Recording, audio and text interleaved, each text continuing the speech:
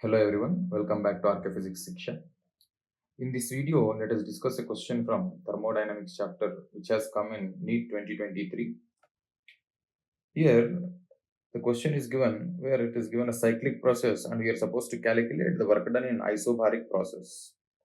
So, in the graph, first we have to identify which PV graph represents the isobaric process. Now, if you look at this isobaric process, in the sense we have isobaric process. In isobaric process, what we have is the pressure is constant.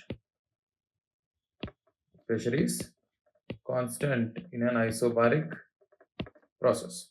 So the graph that represents the constant pressure is this one, A to B. So the work done in an isobaric process will be the area under the line AB, and that gives me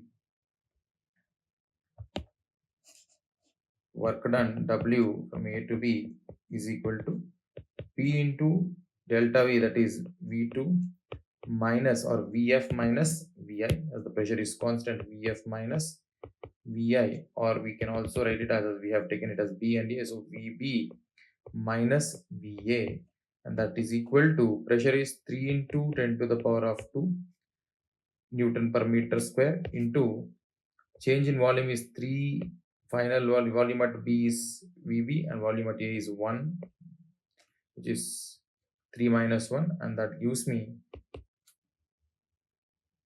600 joules. So this is the work done in isobaric process.